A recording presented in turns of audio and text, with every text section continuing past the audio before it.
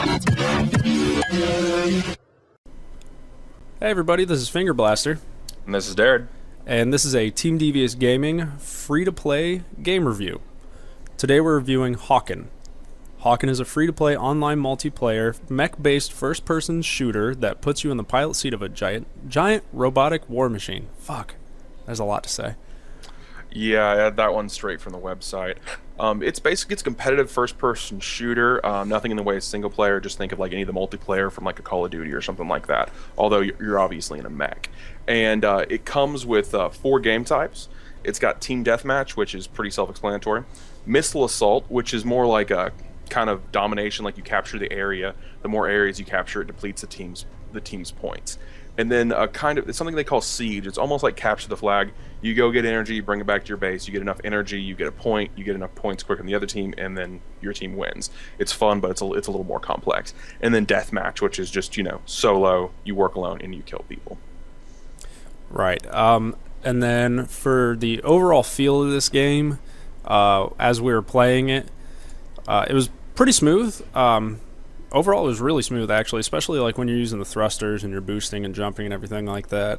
It's, all your stuff's fairly accurate. It's, not too much recoil, as you would assume for a giant fucking robot. You shouldn't be hitting too much recoil, shit like that.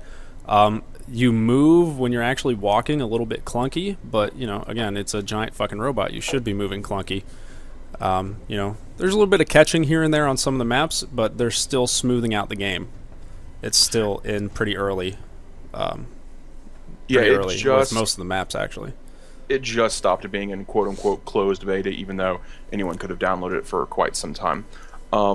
It's pretty good. I would say the production values on this game is pretty high. You wouldn't really... Sometimes when you're playing a free-to-play game, you know it's free-to-play and you can tell where they've cut corners. But as far as on the presentation of the game, I don't really feel too much of the cutting corners. About the only thing that I have a gripe on is there's no party system, but that's pretty minor in my opinion. Yeah, this game was made with the Unreal Engine, and it is NVIDIA GeForce endorsed.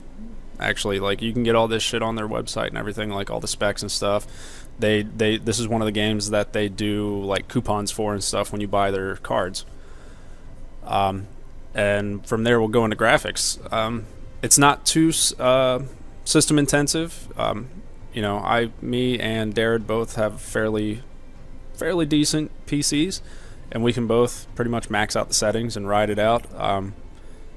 There are some points where it starts cluttering up, and you'll get a little bit of frame drop or a little bit of lag, but that's also the servers and stuff. It's a free to play game, But as far as the system requirements, I always go for the recommended system requirements. I always ignore the minimums because, who wants to fucking turn everything down to be able to play a fucking game? You're looking at a 3 gig dual core CPU, 4 gigs of RAM, and a gig graphics card, or better with DirectX 9 or better. Your standard operating systems, XP, Vista, 7. You need 5 gigs of space, and you are constantly online, so you have to be online for this game. From there, we'll go into the customization. This is where a little bit of the microtransactions that go in the game come in. Basically, you have each mech, and each of your mechs kind of like fills a certain role. Like think about like sniper, assault rifle, gunner. They're not quite as cut and dry as they are in other games because for the most part, each mech specializes in killing other mechs. They just might do it slightly differently. There's one mech that just came out that's kind of a healer, but the jury's still on whether that's worth a damn. But each mech has some customization features. Number one, as you're leveling, you gain experience, and you get little bonuses to your weapons as you level, and you unlock, more weapons you can do. And you also unlock optimization points that's kind of like a talent tree as you level up. And additionally, you can buy internal things. You can buy offensive items, like you can throw a grenade out, you can throw a shield down, and you can also get internal items that do little stat boosts, like give you less heating on a gun, but do little damage, or do more damage but more heating, or have more armor, less move speed, all that kind of stuff. And that is where you would end up spending a lot of your money. And almost everything can be bought. As far as everything that you need to win the game can be bought with the Hawken points that you gain just by shooting and killing people in the game. These things can additionally be bought with meteor credits, which are the companies you pay for it, you get this amount of credits, and you can spend it on things. For the most part, you don't get a giant edge by, buying every single little internal piece for your mech and stuff like that. So it's pretty much free to play, pay for a little edge. It's not pay to win, which I do enjoy. The only thing that you can only buy with cash is cosmetic things like skins. If you want your thing to be bright pink because that's your style, you have to pay money for that. You can't get that through your Hawken credits.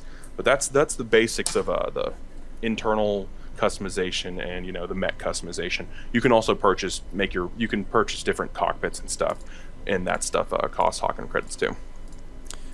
Yep, and that's about how the currency wraps up for this game too, because obviously all free-to-play games run on a currency system for purchasing stuff like weapons or upgrades, stuff like that, and that's really how they make their money back.